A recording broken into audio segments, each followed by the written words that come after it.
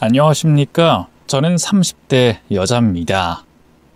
저에겐 믿을 수 없는 사연이 하나 있습니다. 매우 끔찍하고 소름 끼치는 이야기니 손에 땀을 쥐고 들어주시길 바랍니다. 그럼 이야기를 바로 시작해 보겠습니다. 저는 매우 평범한 가정에서 자랐습니다. 부모님은 두 분 다 공무원이셨고 기독교인이셨어요. 그래서 저도 엄마 뱃속에 있을 때부터 교회를 다니게 됐죠. 어릴 때는 주말에 놀고 싶은데 교회에 가는 것이 불만이었는데 사춘기 이후부터는 부모님이 사정이 생겨서 빠지더라도 저는 꼭 교회를 찾아가 기도를 드렸습니다. 제 마음속에 하나님이 존재하시는 걸 느꼈기 때문이죠. 제가 건강하고 좋은 부모님을 만나 잘 살게 된 것이 모두 하나님의 은총이라는 생각을 항상 떠올리며 신앙생활을 했답니다. 대학을 나와 취직을 하면서 바쁘긴 했지만 저는 교회에 가는 걸 게을리하지 않았어요. 수요 예배, 청년 예배, 주일 예배까지 제 몸이 아프지 않은 이상은 늘 교회를 향했습니다. 그렇게 여러 해를 더 보내자 어느새 제 나이는 30이 넘어갔고 주변 친구들이 슬슬 결혼한다며 청첩장을 돌리는 시기가 왔어요. 저는 결혼이라는 게 먼 나라에서 일어나는 일이라고 여기며 살아왔는데 친구들과 지인들이 동반자를 만나 행복해하는 모습을 보게 되니 저도 그들과 똑같은 행복을 누리고 싶은 욕심이 생겼습니다. 그렇다고 아무나 만나 결혼을 할 수 없는 노릇이니 저처럼 믿음이 강하고 반듯한 사람이 나타나길 목이 빠지게 기다렸답니다. 그런데 제 눈에 차고 마음에도 차는 남자가 보이기 시작했어요. 저희 동네에 이사 온 지 얼마 되지 않은 남자였는데 저희 교회를 다니기 시작하면서 인연이 됐습니다. 그는 믿음도 강할 뿐 아니라 교회에서 진행하는 모든 봉사에 참여했어요. 또 교회의 어린 아이들에게 성경 공부도 가르쳐줬죠. 저는 그이가 어디에 살다 왔고 무슨 직업을 가졌는진 모르지만 훌륭한 내면을 확인했을 때 이미 마음속으로 평생 함께할 남자라는 걸 느꼈습니다. 처음엔 저 혼자 짝사랑으로 시작됐는데 제 얼굴에 표시가 많이 났는지 그이가 먼저 밖에서 만나보자고 말하더라고요.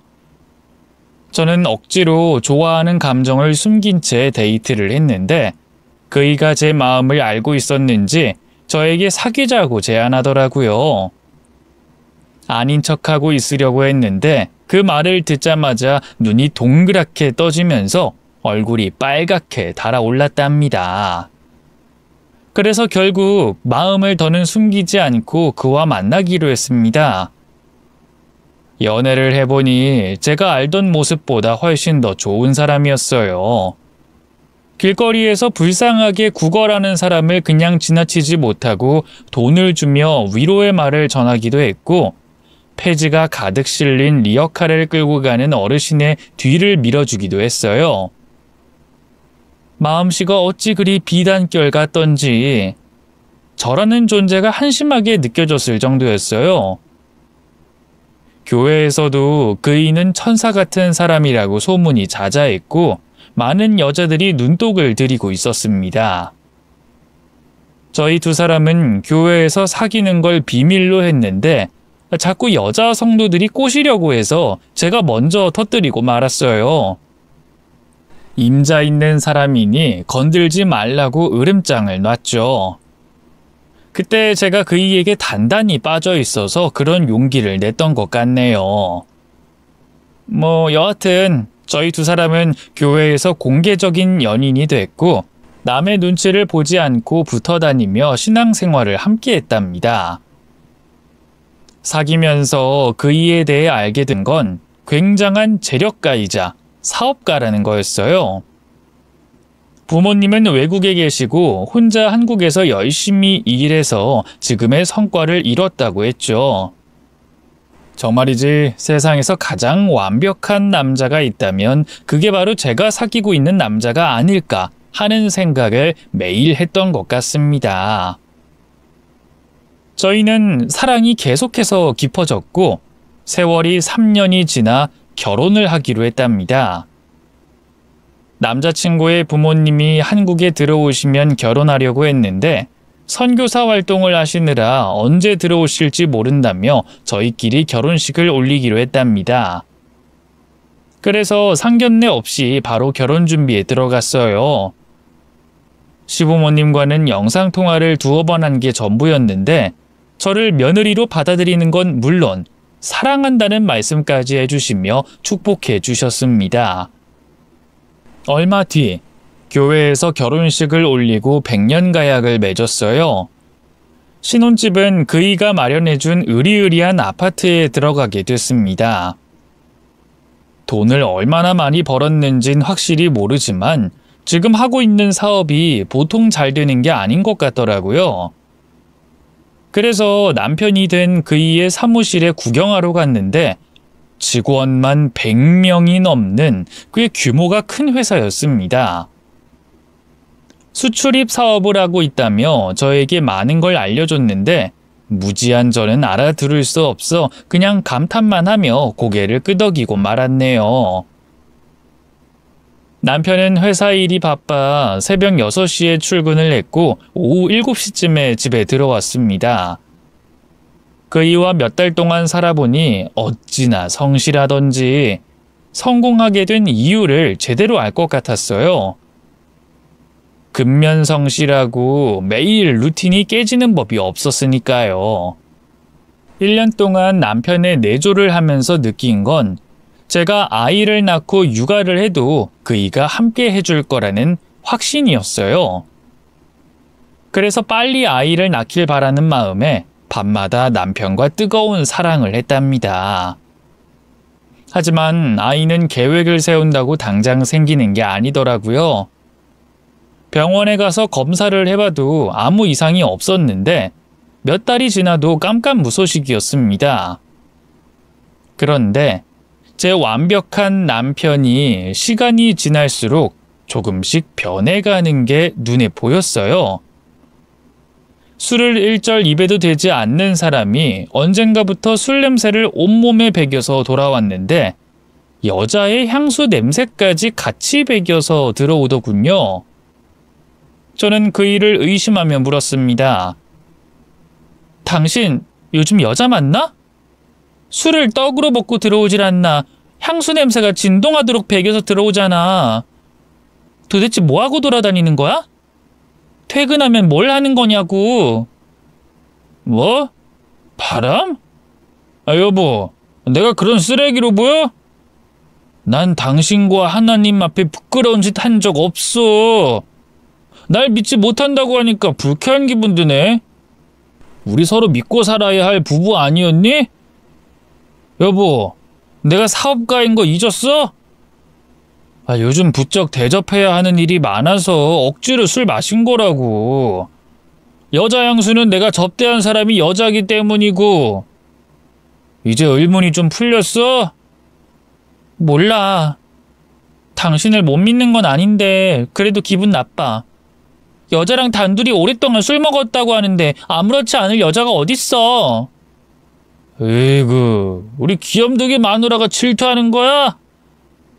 윤정아, 나한텐 당신 하나뿐이야. 내가 하나님 곁으로 떠날 때까지 사랑할 여자는 오로지 당신밖에 없단 말이야. 남편은 사업상 필요한 술자리에 나갔을 뿐 절대 외도를 한 적이 없다고 해명하더군요. 하지만 저는 그이의 말을 곧이곧대로 믿지 않았습니다. 요즘 텔레비전만 봐도 멀쩡한 남자들이 밖에서 허튼 짓 많이 하는 걸 적나라하게 보여주잖아요. 제 남편도 그런 인물 중 하나일 수 있을 거란 생각이 머릿속에서 떠나지 않았답니다. 그이가 외도를 하는 거라면, 만약 진짜 바람이 난 거라면 저는 어떤 결정을 내려야 할지 확실히 모르겠더라고요. 아무래도 그 상황이 닥쳐봐야 이혼을 하든 한 번은 용서해 줄지 알 것 같았습니다. 여하튼 그이의 수상함을 그대로 덮어버리지 않기로 했어요. 제가 전업주부로 지내고 있으니 남편을 몰래 조사해 보기로 했답니다. 사람을 시켜서 그이의 일거수일투족을 감시하게 했는데 특별한 게 하나도 없다고 하더군요. 회사에서 일하다가 투자자들과 술을 마시러 가는 것 외에는 깨끗하다고 전했습니다. 그래서 전 투자자들 중 미모의 여성이 있으면 조사해달라고 부탁했습니다. 하지만 역시나 나오는 건 하나도 없었어요. 그이의 말이 모두 사실이었던 거죠. 잠시 남편을 의심한 게 미안했고 감시한 것에 대한 미안한 마음이 들었네요. 고용한 사람을 철수시키고 남편과 평범한 일상을 보내게 됐어요. 그이는 여전히 근면성실하게 지냈고 교회도 빠짐없이 참석해서 신앙생활을 잘 이어나갔습니다. 그러던 어느 폭우가 쏟아지는 여름날이었어요. 그때 교회 목사님한테서 남편에게 연락이 왔답니다. 교인 중 치매가 있으신 할머니의 집에 물이 심하게 새고 있다면서 도움을 청했답니다. 그이가 남을 잘 돕는 걸 알고 있어서 그런 부탁을 하신 거죠. 남편은 무조건 빨리 가서 해결책을 찾겠다고 나섰습니다. 이에 저도 따라가겠다고 옷을 챙겨 입었죠. 남편의 차로 30분 정도 걸려 도착한 곳은 달동네 허름한 주택이었어요. 교회 할머니는 그 주택 지하에 새를 들어 사셨기 때문에 폭우 피해를 직격탄으로 맞게 되신 거죠. 저희가 집 안으로 들어갔을 땐 이미 물이 무릎 높이까지 차 있었고 할머니는 싱크대 위에 앉아 계셨어요. 집안은 저희 힘으로 해결하는 게 불가능해서 일단 할머니를 안고 남편 차에 태웠습니다. 어디로 가야 할지 몰라 뭐라고 말할지 고민하고 있었는데 남편이 할머니한테 빙그레 웃으며 말문을 열었어요. 할머니, 당분간은 이 집에서 지내지 못해요. 제가 나중에 청소하고 준비가 되면 다시 이 집으로 모시고 올게요. 그때까진 다른 집에서 지내셔야 할 것 같은데 제가 아는 곳이 있어요. 거기가 어딘데? 난 우리 집 버리고 싶지 않어. 제가 모셔가려는 곳은 할머니 또래가 함께 지내고 있는 집이에요. 쉼터 같은 곳인데 자선사업가가 무료로 장소를 마련해 주셨어요. 거기 가면 따뜻하게 지낼 수 있고 배불리 드시며 지낼 수 있어요. 그리로 모셔가도 괜찮을까요? 그려. 그렇게 좋은 데가 있는 걸 진작 알았더라면 좋았을 건데. 그런데 내가 깜빡깜빡하는 치매라. 그 사람들한테 폐를 끼치는 게 아닌지 모르겠네. 걱정하지 마세요. 아예 거기서 사시는 것도 가능하니까 마음 내려두시고 저만 따라오시면 돼요. 그런데 할머니, 귀중품 같은 거 챙기셨어요? 귀중품은 따로 없고 통장이랑 도장은 챙겼지. 연금은 받아먹고 살아야 하니까. 네, 잘하셨어요. 그럼 바로 쉼터가 있는 곳으로 출발하겠습니다. 그이는 제가 알지 못하는 것을 많이 알고 있었습니다. 봉사활동을 자주 해왔던 사람이라 그런지 어떻게 도움을 드려야 하는지 바로바로 해답이 나오더라고요.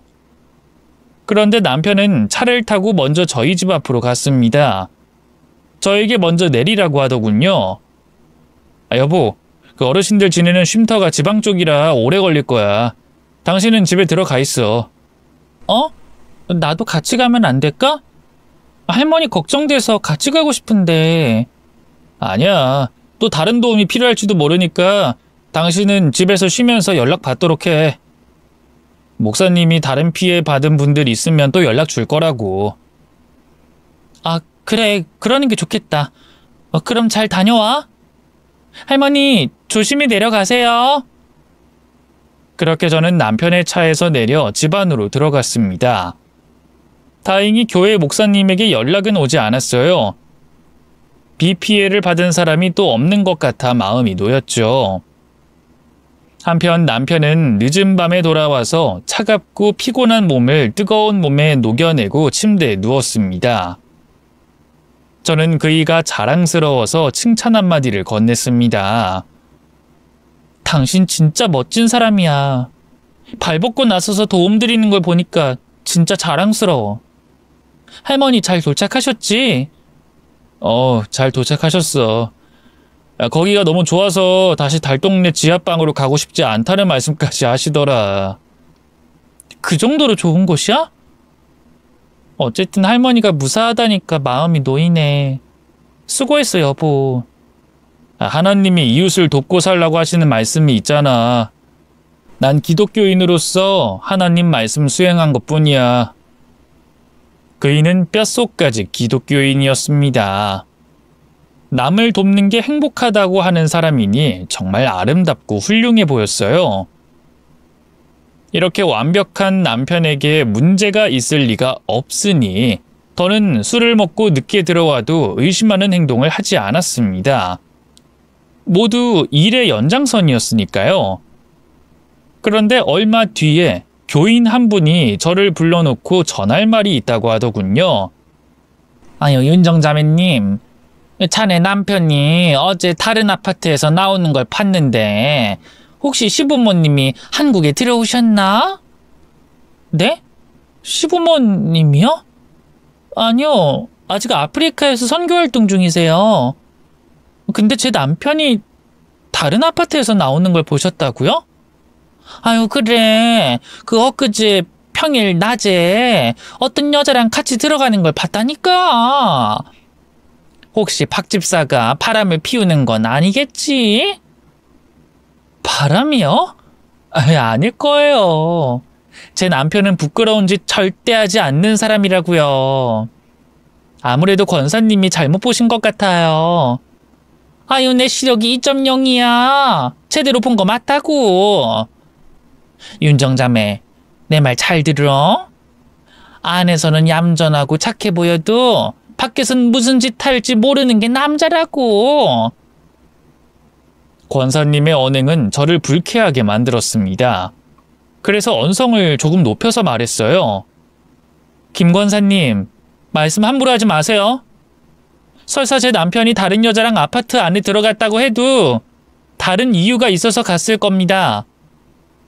제 남편이 대낮에 그런 짓 저지를 사람이 아니란 말이에요. 아이고, 아주 진득하게 믿고 있구만. 이봐, 윤정자매, 내 말 잘 들어? 내 첫 남편도 자네 남편이랑 아주 비슷했어. 천사가 따로 없는 사람이었다고. 그런데 결과적으로 어떻게 된 줄 알아? 유흥지점 이틀비한 곳의 남봉꾼으로 유명한 놈이었어. 술집 아가씨들이랑 더럽게 노는 건 기본에다가 다른 유부녀들과도 바람 피웠어. 사람은 앞에서 보이는 게 전부가 아니란 말이야. 그 말을 듣고 권사님에게 화를 내려고 했지만 교회 성도들이 몰려드는 바람에 대화는 거기서 끝이 나고 말았답니다. 결국 불쾌한 감정을 가진 채로 예배를 드렸네요. 그런데 곰곰이 생각해보니 제 남편이 어쩌면 권사님의 말대로 바람을 피우고 있을지도 모른다는 생각이 들었어요.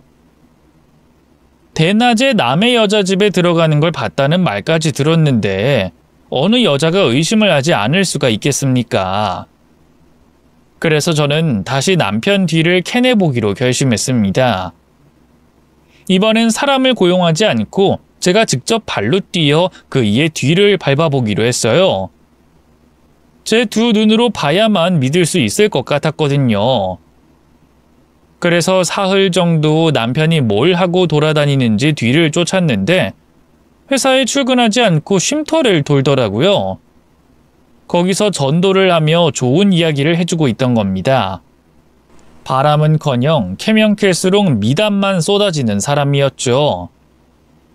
이번에도 제가 괜한 오해를 한 것 같아 남편에게 무진장 미안한 마음이었습니다. 그래서 권사님의 이야기를 무시해버리고 그이가 무슨 일을 하든지 신뢰하기로 했어요. 다시는 의심 따위 하지 않기로 결심했죠.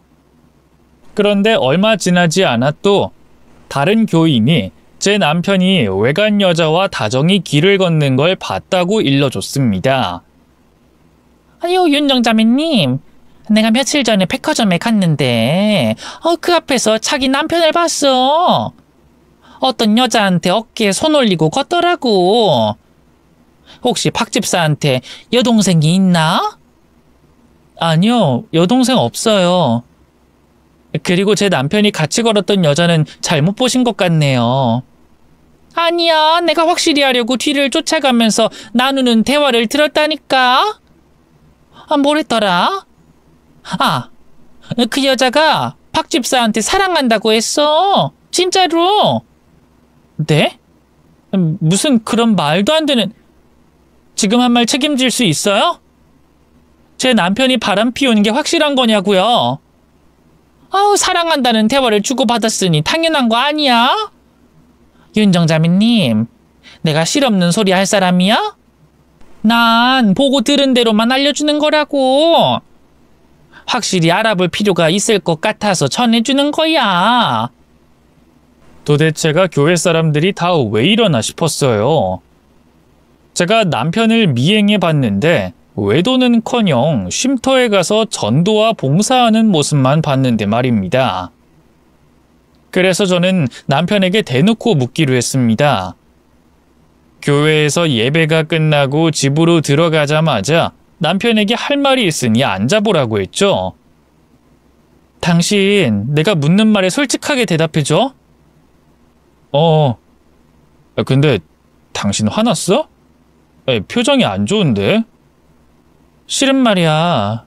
우리 교회 사람 둘이 당신이 바람 피우는 현장을 봤다는데 하나는 아파트에서 같이 들어가는 걸 봤고 하나는 길거리에서 여자 어깨에 손 올리고 걷더라고 하더라. 내가 이런 소리 계속 들으니까 머리가 많이 복잡해. 당신한테 확실하게 듣고 싶어. 그러자 남편은 화들짝 놀라며 저에게 말하더군요.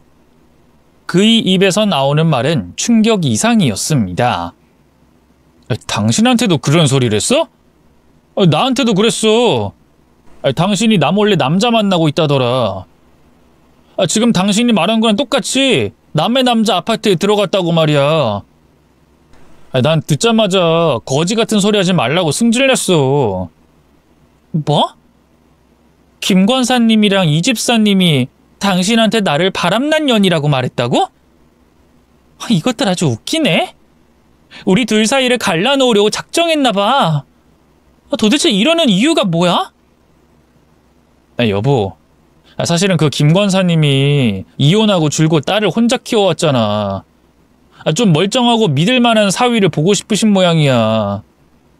그런데 내가 그분 눈에 들어서 당신과 사귀기 전부터 자기 딸이랑 만나보라고 보챘었어. 그러니까 김 권사 그년이 당신을 사위로 만들려고 우리한테 이간질을 한 거란 말이야? 아마도 그런 것 같아. 여보, 내가 다음에 만나면 헛소리 하지 말라고 할 테니까 당신은 나서지 마. 괜히 소문만 키워서 좋을 거 없잖아. 교회 다니는 사람이라고 모두 착하고 좋은 사람만 있는 게 아니니까 무시해버리자. 알았지? 아니, 나 못 참아. 그 옆편 애들한테 쌍욕이라도 퍼붓고 말 거라고. 안 돼, 그러지 마. 여보, 우리 하나님의 말씀 중 원수를 사랑하는 이야기가 있잖아. 우리한테 이간질한 사람들은 원수도 아니야. 그냥 헛소리나 떠드는 작자들이라고. 그런 인간을 용서하지 못하면 우린 하나님의 뜻을 거스르는 거야. 내가 알아듣게 대화로 풀 테니까 당신은 절대 입도 열지 마. 알겠지? 저는 이간질한 두 여자의 머리채를 싹 다 뽑아버리고 귀싸대기를 날려버리고 싶었습니다. 그런데 남편이 계속 하나님 이야기를 하며 무조건 참고 용서하라고 하더군요. 결국 저는 남편이 하자는 대로 하기로 해서 교회에 다시 나갔을 때 헛소리한 여자들을 무시하고 말았네요. 언젠가 하늘이 벌을 내릴 거라 확신하면서 말이죠. 다행히 남편에 대한 이상한 소문은 퍼지지 않았습니다. 제 남편을 사위로 가로채 가려고 했던 김 권사가 다른 교인들에게는 입을 열지 않은 걸 보니 진실이 아니었던 거죠. 그래서 전 속으로 그년들을 비웃고 하찮게 생각하며 넘겨버렸답니다. 이후에는 교인들 중 아무도 제 남편이 바람 피우는 걸 봤다는 소리가 나오지 않았어요. 다행히 다른 이상한 교인은 없는 것 같았습니다. 한편 지방으로 거처를 옮긴 치매 할머니가 궁금해서 남편에게 물었어요. 잘 지내고 계신지, 다시 교회 근처로 오시지 않았는지 말이죠. 여보, 그때 치매 할머니 다시 안 오신대? 누구? 그 폭우 쏟아진 날 우리가 구해드린 할머니 말이야. 당신이 지방에 있는 아파트형 쉼터로 모셔갔다고 했잖아. 아, 그 할머니? 지금 거기가 아주 좋으신가 봐. 나더러 대신 집을 처분해달라고 하셔서 정리해드렸어. 정말? 그런데 왜 나한테 말하지 않은 거야? 나 그동안 할머니 소식 궁금했었는데. 그야 뭐 내가 남을 돕는 게 한두 번이 아니어서 일일이 말하지 않은 것뿐이야. 그래, 알겠어. 뭐 당신이 어련히 알아서 잘했겠지. 다행이긴 한데 할머니를 교회에서 다시 못 보는 게 좀 아쉽네. 에이, 달동네 지하방에서 지내는 것보다 100번 낫지. 할머니가 옳은 결정하신 거니까 걱정하지 마. 거긴 또래분들도 많고 요양사들도 매일 방문한다고. 남편의 말을 들으니 할머니에 대한 걱정을 내려놓을 수 있었습니다. 그러던 어느 날 오후, 혼자 집에서 청소를 하고 점심을 먹고 있었는데 누군가 초인종을 눌렀습니다. 현관 앞에 가서 누구냐고 물었더니 퀵배달이라고 하더군요. 수신인이 남편 이름으로 왔다고 했어요. 저는 뭔진 몰라도 일단 현관문을 열어 각대 봉투를 전해받고 사인을 하고 배달부를 돌려보냈습니다. 그런데 발신자가 쓰여있지 않아서 궁금하더군요. 그래서 남편 몰래 열어볼까 하는 호기심이 생겼어요. 그런데 잠시 후 남편에게 전화가 걸려왔어요. 그이가 퀵배달 온 게 있냐고 바로 묻더군요. 여보, 혹시 퀵배달 온 거 있어? 방금 문자가 한 통 왔는데? 방금 전에 왔어. 이거 급한 거야? 서류 뭉치 같은데? 그 내가 회사로 보내라고 했더니 집으로 보낸 모양이야. 여보, 그거 급한 서류니까 내가 지금 집으로 갈게. 그리고 그거 절대 열지 마. 기밀 문서라서 보면 안 되는 거야. 기밀 문서? 당신 회사에 기밀 같은 게 있어? 그럼 당연히 있지. 투자자들이 보낸 것 같으니까 절대 열지 마. 내가 당장 갈 테니까. 내가 가져다 줄게. 지금 회사야? 아니야. 지금 외근 나왔는데 집까지 금방 갈 수 있으니까 조금만 기다려. 그이는 다급한 목소리로 전화를 끊었습니다. 그런데 뭔가 이상했어요. 남편은 성격이 유순하고 느긋한 편인데 속사포로 다다다다다 말을 하니까 느낌이 싸한 기분이었습니다.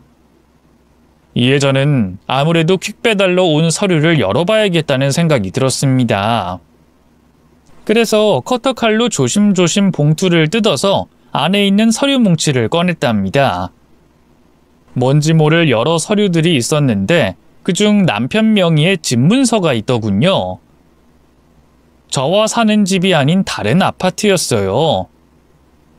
저에겐 다른 집이 있다고 말한 적도 없었고 누군가에게 세를 주고 있다는 말은 전혀 한 적이 없어 이게 뭔가 하고 뒤에 있는 서류를 계속 봤더니 여자 이름으로 체크카드와 신용카드가 수십 장 나오더라고요. 그리고 남편과 다정하게 찍은 커플 사진이 수십 장이었어요. 모두 단 둘이 찍은 사진이었고 여자들의 눈이 행복에 겨운 모습이었습니다. 이건 누가 봐도 외도를 하는 확실한 물증이었습니다. 여자들에게 돈을 보내주고 연애를 하는 게 아니고서야 남의 카드를 왜 가지고 있겠어요? 남편이 만들어줘서 용돈으로 쓰고 있는 것 같았죠. 그래서 저는 마음이 내키는 대로 움직였습니다. 서류 봉투를 들고 등본의 주소로 찾아가 실마리를 찾기로 했답니다. 택시를 타고 등본에 적힌 주소를 찾아가는 중에 남편에게서 연락이 왔어요. 저는 전화를 받고 물었습니다. 당신 아주 지저분한 사람이더라? 이 사진 속 여자들 다 누구야? 당신 애인들이야?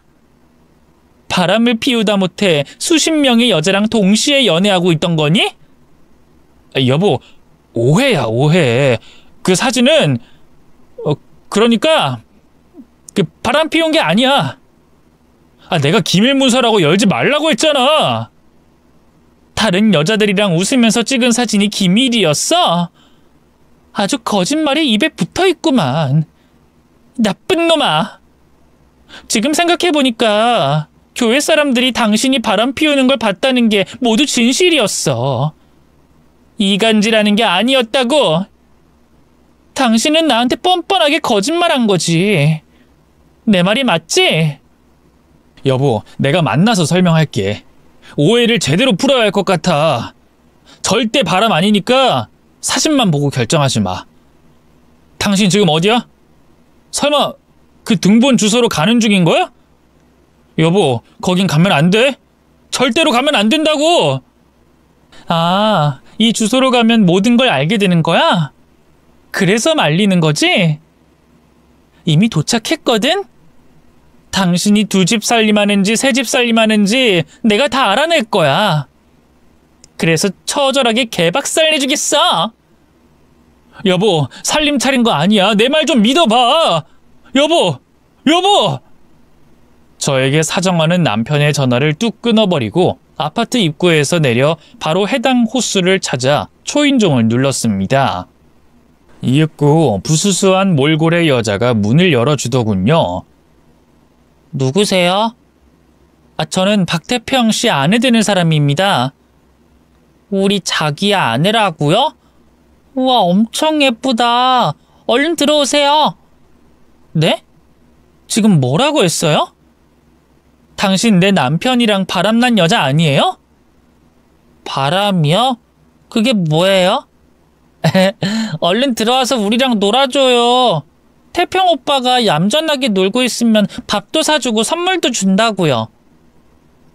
여자와 몇 마디 대화를 나눠보니 아무래도 지적장애가 있는 사람으로 보였습니다. 제가 왜 찾아왔는지도 모르고 반가워서 자기 집 안으로 빨리 들어오라며 손을 잡아 끌더군요. 이윽고 집 안으로 들어갔더니 부수수한 여자가 4명이나 더 있더군요. 퍼즐 게임을 하고 있었는데 집중하느라 저에게 시선을 주지 않았습니다. 그래서 봉투 안에 있던 남편과 찍은 여자가 맞는지 한 명씩 얼굴을 제대로 확인해 봤는데 모두 맞았어요. 여기에 없는 여자가 많긴 했지만 4명의 여자는 모두 남편과 다정하게 사진을 찍었고 카드의 주인이었던 겁니다. 저는 빨리 이 상황이 어떤 것인지 해소하려고 저에게 문을 열어준 여자에게 질문을 던졌습니다. 이봐요. 당신이 왜 내 남편하고 사진을 찍은 거예요? 그리고 이 신용카드랑 체크카드들은 전부 뭐예요? 이거 다 한꺼번에 만든 것 같은데 왜 만든 거죠? 사진이요?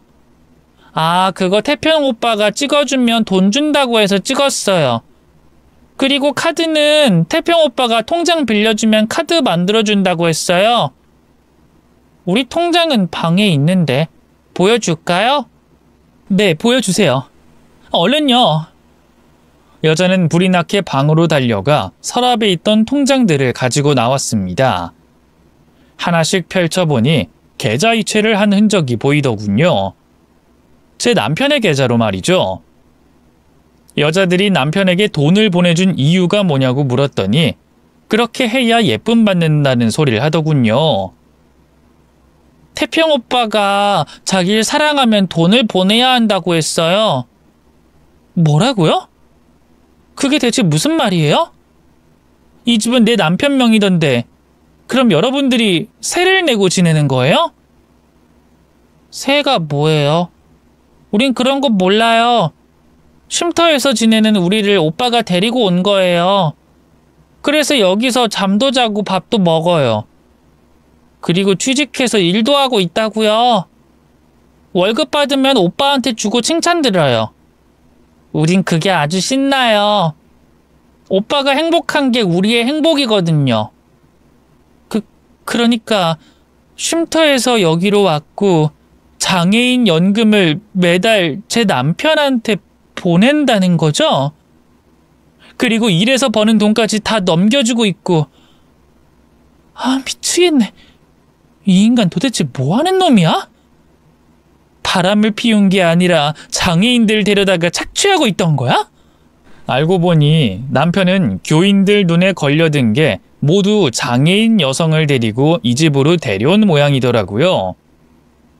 취직도 시켜주고 잘 먹고 살게 해주겠다고 꾀어서 말이죠. 그런데 실상은 그게 아니라 장애인들에게 돈을 뜯는 악독한 개쓰레기였던 겁니다. 오늘 서류가 저희 집으로 온 건 흥신소에서 여직원을 시켜 카드를 만들고 보내준 모양이었습니다. 치밀하게 일을 벌인 걸 보니 한두 번 해본 솜씨가 아니었죠. 저는 주방으로 가서 여자들이 어떻게 먹고 지내는지 확인하려고 냉장고 문을 열었어요. 그 안에는 배달 음식이 가득하더군요. 돈을 뜯어내면서 대충 먹고 살게 해준 거죠. 집 청소 상태도 개판이었습니다. 방문을 열자 온갖 악취가 뿜어져 나왔답니다. 그런데 잠시 후 현관문이 열리며 다른 여자들이 들어왔어요. 역시나 지적장애가 있는 사람들이었는데 식당에서 일을 끝내고 돌아온 모양이더라고요. 사진 속 여자 얼굴과 비교해 봤더니 모두 일치했습니다. 10평짜리 아파트에서 8명이 지내고 있던 거였죠. 남편의 악마 같은 짓을 눈으로 보게 되자 분노가 끌어올랐습니다. 이건 엄연한 범죄고 절대 해서는 안 될 짓이었습니다. 교회에서는 천사 같은 착한 사람으로 낙인 찍혀 있는 사람이 이렇게 악마의 얼굴을 가지고 있다는 걸 알게 되자 온몸에 소름이 돋았습니다. 저는 무얼 해야 할지 머릿속으로 정리하고 있었는데 그때 남편이 현관문을 열고 들어왔어요. 그러자 여자들이 남편에게 오빠 소리를 하며 달려들더군요. 오늘도 조용히 일도 했고 잘 놀았다며 보고를 하더라고요. 제 남편이 지능이 낮은 여자들을 제대로 가스라이팅해서 온갖 것을 갈취하고 있는 게 확실해 보였죠. 남편은 집안에 들어와 여자들에게 조용히 하고 앉아서 놀라고 전하더니 저에게 다가와 말하더군요. 여보, 윤정아, 다 알게 된 거야? 그래, 이 두 얼굴의 짐승놈아. 지적장애 여자들만 골라서 여기로 데리고 와서 연금 갈취하고 일 시켜서 월급까지 받아 처먹고 살았지? 이 기생충 새끼야. 여보, 흥분하지 마. 이것도 일종의 비즈니스야. 사업이라고. 외롭고 오갈 데 없는 여자들을 한 곳에 모여 행복하게 살게 해주는 복지 사업이란 말이야. 돈은 내가 달라고 한 적 없어. 지들이 알아서 주는 거라고. 못 믿겠으면 물어봐. 참나, 이 상황에서 한다는 말이 복지 사업이라고? 네 눈에는 이 여자들이 잘 사는 걸로 보이냐? 너 같은 쓰레기와 결혼했다는 게 믿기지가 않아. 이 시궁창에 기어다니는 바퀴벌레 같은 놈아! 제가 소리를 지르자 여자들이 저에게 몰려들었어요. 자기들의 우상이자 신적인 존재가 위협을 받으니 벌떡 일어나 저를 공격하려고 하는 거였죠. 지능이 낮고 이미 남편에게 정신을 지배당한 여자들이라 제가 무슨 말을 해도 들으려고 하지 않았어요. 이것들 봐요. 당신들은 지금 감금돼서 돈과 노동을 갈취당하고 있는 거라고요. 이 남자 믿어선 안 돼요. 다들 물러나요. 내가 도와줄게요. 경찰에 신고해서 다시 예전에 있던 곳으로 돌려보내드릴게요. 그러자 한 여자가 이렇게 대답했습니다. 예전에 살던 곳? 그 쉼터? 싫어. 거긴 사탄이 지배하는 곳이라고 했어. 태평 오빠가 우릴 사탄에게서 벗어나게 해줬다고. 네? 사탄이요? 도대체 어쩌다 다들 이렇게 된 거야? 일단 진정들 하세요. 저에게 몰려드는 여자들이 눈에 불을 켜고 있는데 남편이 한마디 하자 모두 방으로 들어가더군요. 이년들아, 눈 깔고 방으로 들어가. 내가 나오라는 말하기 전까지 꼼짝도 하지 마. 뭐야? 당신 한마디에 다들 해산하네? 당신 아주 대단한 쓰레기구나. 사이비 교주가 따로 없다고. 여보, 나 너무 이상하게 보지 마. 이건 사업이야. 외로운 여자들한테 내가 오빠가 돼줘서 행복을 전하고 돈을 받는 일이라고. 그럼 당신은 행복 전도사네? 그럼 지난번에 갔던 당신 회사 사무실은 뭐야? 그건 가짜야? 난 행복을 전파하고 전도하는 사람이야. 근데 내가 하는 일을 완전히 공개하면 당신이 싫어할까봐 친구놈한테 회사 대표인 척하게 해달라고 했어. 선의의 거짓말이라고 하지. 선의의 거짓말? 너는 지금 일반 사람도 아닌 지능이 낮은 사람들을 등쳐먹고 있어. 이게 사람이 할 짓이니? 이 악마 사탄놈아? 당신 내 일을 이해하지 못하는구나. 그럼 어쩌지? 여보, 나랑 헤어질 거야? 그걸 말이라고 하니? 너 같은 악마놈이랑 어떻게 같이 살아? 이혼은 당연시하고 콩밥도 먹일 거야. 뭐? 콩밥? 일이 자꾸 커지네. 당신은 내가 진심으로 사랑한 사람이라 건들지 않으려고 했는데 뭐 어쩔 수 없겠네. 뭘? 어쩔 수 없다는 게 무슨 소리야? 무슨 소리긴. 이 집에서 못 나간다는 소리지. 오늘이 니년의 제삿날이 될 거거든. 내가 명령만 하면 기집년들이 나와서 니년 살려두지 않을 거라고. 당신이랑 오래오래 살고 싶었는데 내 진실을 알게 됐고 날 신고할 테니 어떻게 계속 같이 살겠어? 당신은 그 퀵배달 봉투를 절대 열어서는 안 되는 거였어. 아, 맞다. 당신 흥신소에 의뢰해서 내 뒤캐내려고 했지? 그때 내가 어설프게 미행하는 그놈을 잡아서 돈 주고 거래했지.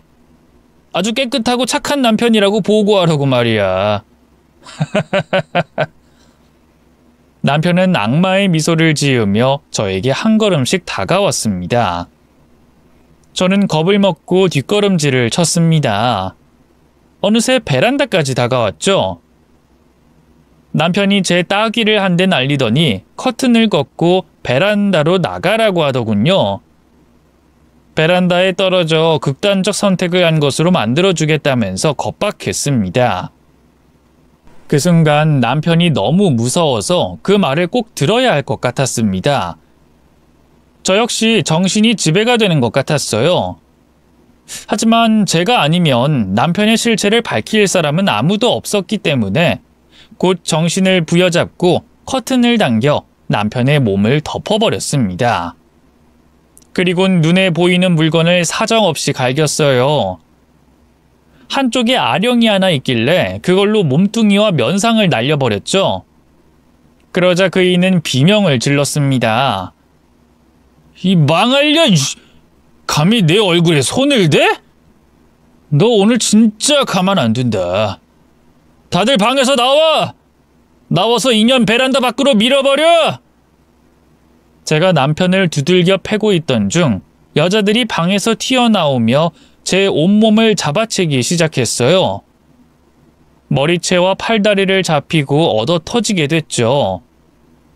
저는 반항하며 제발 정신들 좀 차리라고 애원하듯 소리를 질렀습니다. 하지만 아무도 제 말을 들어주지 않아 저는 몰매를 계속 맞았답니다. 그러다 제 살길과 남편을 처벌할 방법은 신고밖에 없다는 생각이 들어 호주머니에 있던 핸드폰의 긴급 신호 버튼을 눌렀습니다. 신고 내용을 말할 수 있는 상황이 아니어서 소리를 지르며 도와달라고만 외쳤죠. 특수한 범죄 사건이라는 걸 감안한 경찰은 발빠르게 출동을 했어요. 거의 3분 만에 현관문을 박살내고 들어왔답니다. 경찰들은 저를 공격하는 지적장애 여성들을 뜯어 말렸고 저에게 어떻게 된 일이냐고 물었습니다. 모든 사실을 전하고 남편을 가리키려고 하는데 집안엔 그의 모습이 보이지 않았습니다. 경찰들이 여자들을 뜯어 말리는 과정에 몰래 도망을 간 거죠. 남편은 잡지 못했지만 집안의 여성들을 모두 경찰서로 데려가 조사를 하게 됐습니다. 정신적 지배와 금품 갈취, 노동 착취 등의 범죄만으로도 남편은 무조건 실형인데다 아주 오랫동안 감옥에서 썩어야 한다고 했죠. 여자들은 다행히 심리치료사들에게 데려가 지속적인 치료를 하며 쉼터에서 지내기로 했답니다.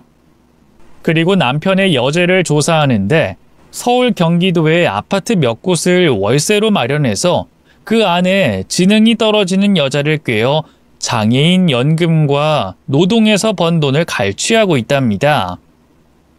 그 돈이 한 달에 수천만 원에 이른다고 하더군요. 형사들도 이런 악질은 살다 처음이라며 혀를 찼습니다. 형사들은 남편을 추적했지만 일주일이 지나도록 잡지 못했어요. 어디로 사라졌는지 흔적이 남아있지 않아 곤욕을 치르고 있었죠. 그런데 하나님이 용서할 리가 없었으니 저에게 기회를 주셨습니다. 제가 아직 남편과 살던 집에서 지내고 있었는데 그이가 몰래 창문으로 들어온 거예요.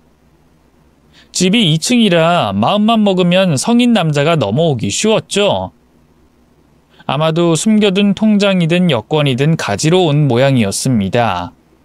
그게 아니라면 저에게 복수를 하러 왔겠죠. 그런데 남편은 제가 마지막으로 생각한 복수 때문에 찾아왔습니다. 그이가 침대에 누워 눈을 감고 있던 저를 툭툭 치더군요. 야, 자냐? 잠이 와?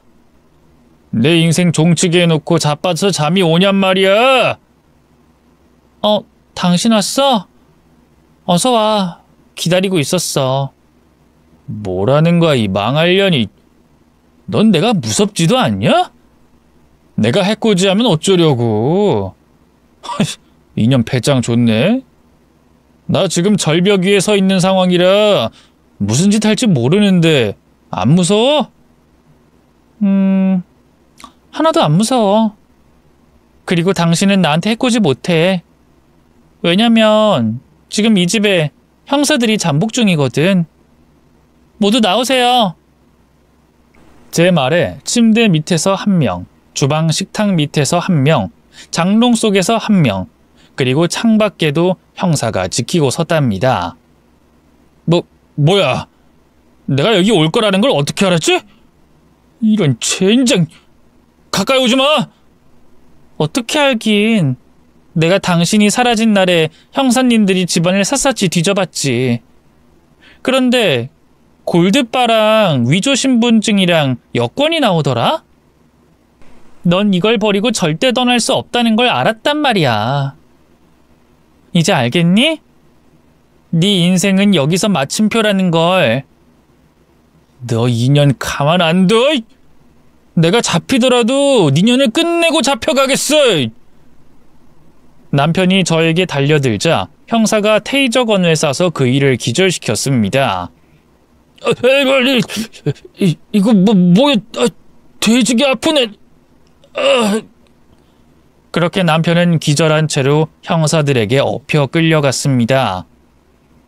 저는 떠나가는 경찰차에 손을 흔들었답니다. 이후 남편의 숨겨둔 재산을 모두 찾아내서 피해자들 모두에게 돌려주게 됐습니다. 전액을 모두 돌려받는 건 어려웠지만 그래도 90% 이상은 받게 됐습니다. 그리고 남편은 무거운 실형을 받게 돼 감옥에서 오래오래 썩게 됐답니다. 그 와중에 저는 이혼 소송을 해서 남편의 남은 재산을 위자료로 받았어요. 저는 그 돈을 피해자들에게 나눠주면서 착취당한 돈을 모두 회복하게 해줬네요.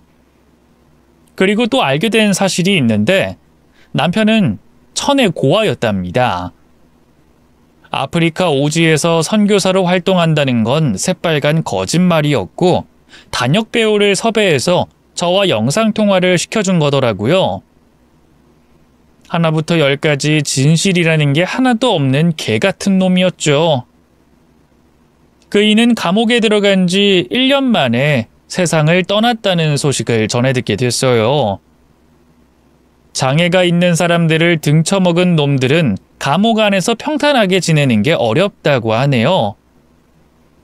남편은 매일 시달리는 괴롭힘을 참지 못하고 스스로 극단적인 선택으로 세상을 떠났다고 합니다.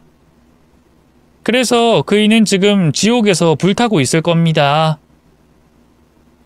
한편 저는 한동안 충격에 벗어나지 못했어요. 가만히 집에 있으면 생각이 나서 견딜 수가 없었어요. 그래서 교회에서 연결해주는 봉사단체에 들어가 매주 힘들게 사는 타인을 위해 봉사활동을 열심히 했답니다. 제가 남을 위로해주는 거라 생각했는데 알고 보니 도리어 제가 위로를 받았고 치유하게 됐네요. 이런 이유로 좋은 일을 하고 사는 사람들이 많은 것 같습니다.